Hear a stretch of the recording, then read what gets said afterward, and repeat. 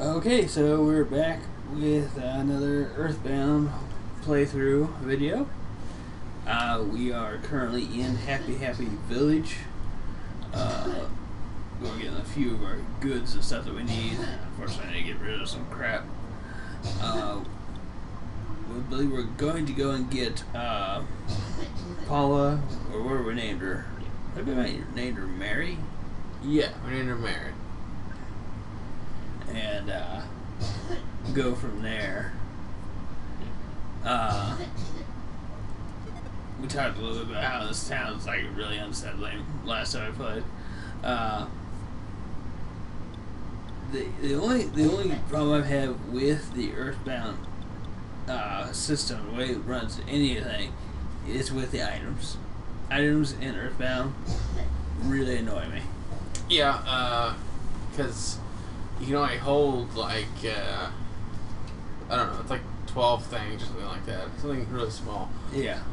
And that counts your equipment. Like, just because it's equipped doesn't mean it exits your inventory. Yeah. And no items stack, so it's not like you can have like 10 pizzas in one slot. It's It's really annoying. It really makes you have to worry about inventory management. I guess is like a function in the game. It gets a little bit better with each person you get, but then you quickly get more stuff that you just can't seem to part with. In this game, any RPG in particular, we don't like parting with anything. But this game is probably the worst when it comes to that, because it's always like something with a really neat name, and you don't know where you're going if you're supposed to get another one. And story stuff is actually rather annoying. Story is actually, it's incredibly difficult to do. Because you got to call, and then you got to wait for them, and it adds to the whole feel of the game. But it's also, it's like, just screw it. I'll just not even worry about this. Well, there's also several items in this game that you do need to just have, like the pencil eraser. Yeah. The eraser later in the game. The bad key machine. Yeah, the bad key machine. Which, after a certain point, I do believe you don't need them anymore, but I don't really know what that point is. Yeah, it's annoying to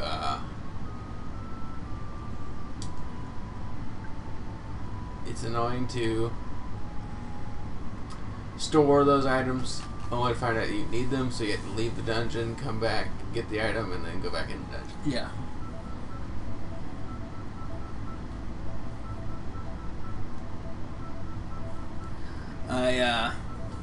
I really do enjoy these characters and their interactions. Earthbound is not huge on character interaction. After a while, there's very little, but what you do get is really nice and really good. But later on, it's like I realized the other day, it's like, man, they don't talk very much to each other, do they? But early on, it's pretty good. They talk a lot, and there's a bit of interaction when they first get them. One of my favorite parts of the whole game is when you first take control of Jeff. Later on, I really like that whole area. Winters is very relaxing. Yeah, it's a little bit stressful, but it's a very relaxing area. This Franklin badge thing, I never found it to be as useful as everyone says it is. Like in all walkthroughs, make sure you have the Franklin badge, and then it's like, do you not equip it? No, you don't equip it. You just have it, and it like almost never works. Like it works once out of every 10 times. It's supposed to block lightning magic. Oh, here's Pokey. Master Pokey. But anyway, yeah, it almost never works. And it always takes up an item slot, and then it's like, well, what if it's the one time out of 100 that it works and blocks lightning magic, which no one freaking uses? Yeah, basically no one uses lightning magic. There's only a couple bad Actually, most of the monsters, if you really pay attention, most of the monsters have defensive magics than anything else. Yeah, and there's a few monsters that have some attack magics, and they're annoying and it's strong, but most of them don't. and having that one extra item slot sometimes would probably be pretty good. I can say that it's useful for Carpainter because I feel like it works more for him than it does anyone else. But after that, it's really not that useful. But I'll keep it just because everyone says to keep it. We did do an attempt at a live stream recently with Earthbound, where we did get the Sword of Kings with Pooh. That was a bit of an ordeal because our live stream thing doesn't work super well, and so we actually lost connection like a half a dozen times each time we did it. But we did get a good portion of it on there, and we did in fact get the Sword of Kings live. We'll probably still, I think we're planning on doing the other weapons, and what we'll probably end up doing is not do it live, but record the whole thing and then just put it all up in one big video. We did get the Sword of Kings, though. Yeah. And so we found out, well, I guess it's hard to say if it's true or not, but so we have I certainly believe, is, okay, so, right, the Sword of Kings is a rare weapon. It's got a 155? 1/128. 1/128 chance of dropping. And I'm pretty sure it has a 0% chance of dropping if your main character's inventory is full. Yeah, as I don't think it matters. You know, you might have some inventory left over, or inventory space with the other characters, but if the main character doesn't have space, then it's not going to work. Yeah, at least that's what it seems like. We're not 100% certain on that, but I'm pretty sure. Well, we played the game for, I don't know, what do you think, like 9 hours? Yeah, 9 hours of grinding. Yep. And we had, not only did not get the Sword of Kings, we didn't get any items. Yep. And as soon as we cleared a space in the main character's inventory, within like 20 minutes we got it. It was probably about an hour, but within about 5 or 6 minutes, we immediately started getting items, like just random items. Yeah. And then all of a sudden, we got the Sword of Kings. Yeah. So, definitely want to do that for sure. Yeah.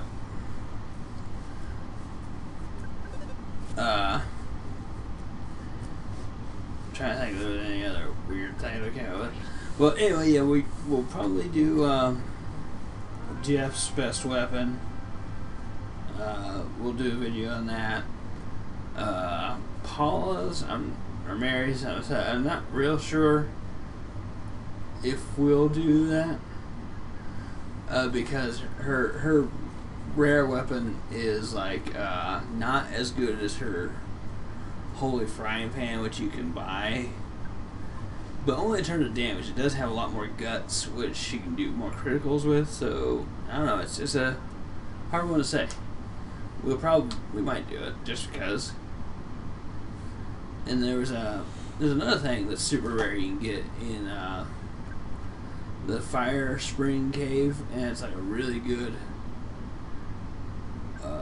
what's it called, pendant that you can get, and we'll probably do a video on that too, just because I think it would be neat. Yeah. I hate this place because I really have a hard time telling which one you're supposed to talk to. It's like they move slightly faster than the ones around them, but it really doesn't seem like they do, or, you know.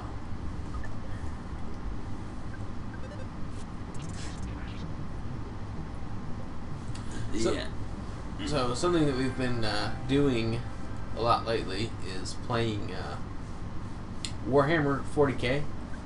Mm-hmm. I don't want to bring it up because we play video games. We also play a lot of board games, and Warhammer is like it's like a board game version of a strategy RPG. Is the best way I could describe it. Yeah, it's a miniatures war game, but you really plan out your moves, and so it just reminds me of a strategy game. Like Carrier Chronicles or something like that. Yeah, or even Shining Force. Yeah. We also recently got the Fire Warrior video game, and I think that would be a fun game to do a playthrough of. Fire Warrior, yeah. PlayStation 2. What the fuck? I didn't even know that's that guy. Oh my god, I hate this place so much. Yeah, I think Fire Warrior would be a good one to play. Space Marine also for. I really like everything 40K, so we also got another. We have a couple other games, so that I think would make some pretty good videos, and actually just play those.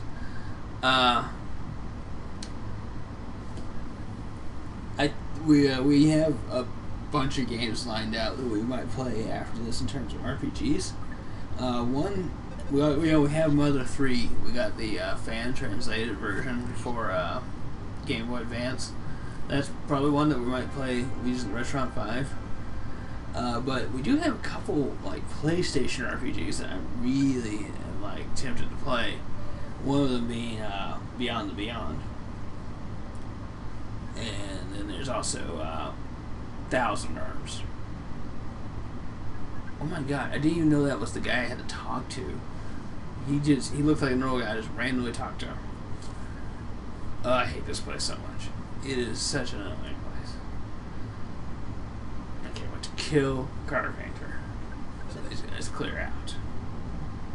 You know, it's interesting because like some of these games do it really well, where there's this enormous challenge, and then when the challenge is over, it feels so good. Right. Lunar does it really well. In every dungeon and obstacle, it just takes such a long amount of time, and when it's over, or when you're finished with a dungeon or you're on to the next area, you feel like you went on an adventure, even if it was predetermined. You were going to beat it, but it just felt like you went on an adventure. So in this place, it's this huge obstacle. Getting through those guys, it's just a headache. It's not like the more you do it, it's super easy, pretty laid out. Yeah. But if you only play the game once every couple of years, or if the first time you ever played the game, and it's like, okay, what do? I go here, go back over there, and it's just like, oh, so I'm just done with this. And then when you beat this guy and you go back downstairs, and they're gone, it's like, oh, this is wonderful. I'm just going to walk out. Yeah.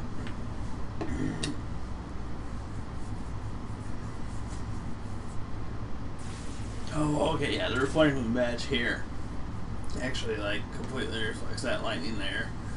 But I think that's all it's scripted. Alright, so crashing boom bang attack. Yeah, see, it works, like, a lot against this guy. But after that, it doesn't work very much. Oh my god, I missed him. Oh my god, he healed himself. Jesus Christ. I wish I had boxing B.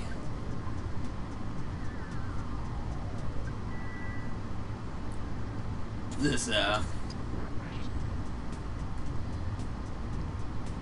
guy seems strangely what's the word I'm looking for? He's non-threatening compared to the rest of his guys. Yeah, this guy's like really soft looking. Yeah. Wow, kicked his ass. The rest of these guys look like psychopaths. And he is toast. Oh, that's nice. That's actually a pretty decent amount of little experience there. That's the beginning of the level. That was actually so shockingly easy that I'm actually a little bit surprised. Because we did level quite a bit. Yeah, but I think I hit him once, and then he just killed himself with this crash boom bang attack. It's pretty crazy, though. Alright, well. You see the Manny Manny statue behind me? Yeah, how could I not? It's huge. It's bigger than you. I've been doing peculiar things. Please forgive me if you can. It's actually kind of off-putting with the statues controlling them. Yeah, it is. Well, thank you for giving the key to her cell. Oh my god, I gotta throw something away. Well, there you go. Yeah. I know I hate this. What did I gotta get rid of? I gotta get rid of something that I don't want to get rid of. I guess a skip sandwich. Yeah. I just need it. There we go. Give her 6 HP and got speed. Oops. Yes, the noise of a normal life. I give you the key. Thank you. So I believe now we get Mary, we go back to the town, and then we go and do the Runaway 5 stuff. Yeah. And after Runaway 5 stuff is done, we go to 3.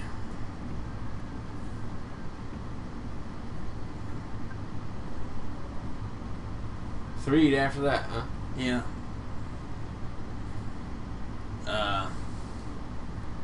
Probably after we get Mary and then get back to the town. We might call it there, but we'll see. We'll see how far we go on this one. I like. It's just such a wonderful sight. There's no one in here. It's a nice, empty room. Yeah. And these people are all defeated. How about no? Dick? What's he doing? Here he is. Somehow I woke up. Let's be friends again. Yeah, it's funny, because it's like, right, so Carpenter was, under the influence. Yeah.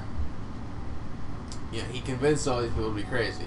Yeah. Pokey was just doing it to get ahead. Yeah.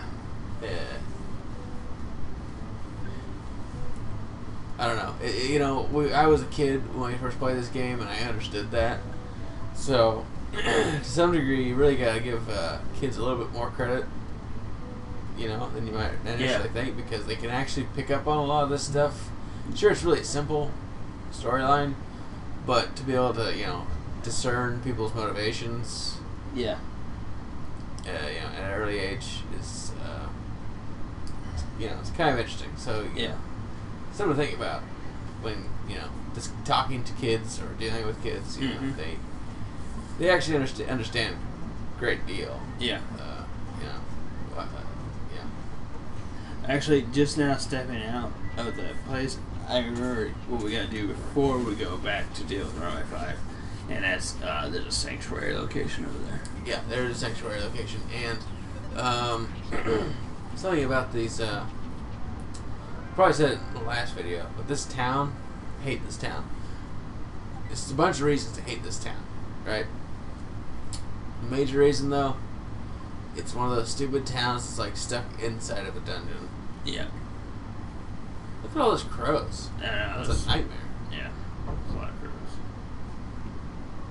Got the key. Hey, you hurt? A little bit. This actually kind of feel like a bitch. Yeah.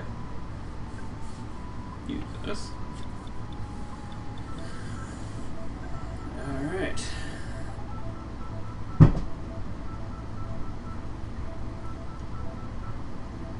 It's so nice having a second person. Oh my god, and she's actually really good. Her magic is just out of sight. Except I think she's on level 1. So that's unfortunate.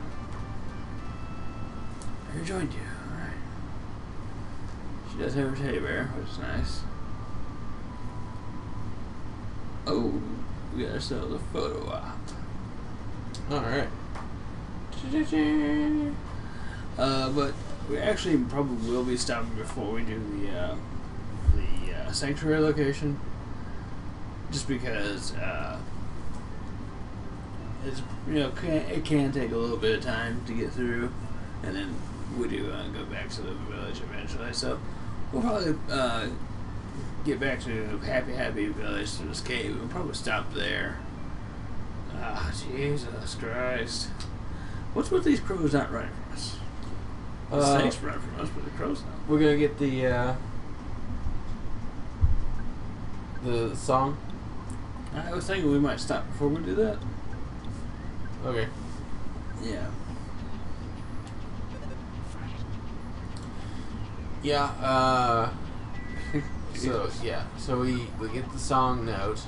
We go to. Do we take care of Runaway 5? Mm-hmm. We go to Threed, Mm-hmm. which is Oh, another sort of nightmare. yeah, it is, and we get to finally reveal our big Earthbound story we were talking about Yeah. a while back when we first started playing. Probably talked about it, hinted towards it when we were playing Brother. Yeah, probably. Okay. So that'll be exciting. Yeah, it will be. I'm actually kind of looking forward to it. And we'll go ahead and we'll just kind of meander around town for a little bit. I kind of like what they. Yeah, this is what they talk about, the footprints, like footsteps. Yeah. But this is a good place. Yeah, to so we stop. finished Happy Village. Yeah. I think that's a good place. We will see you next time. Yep.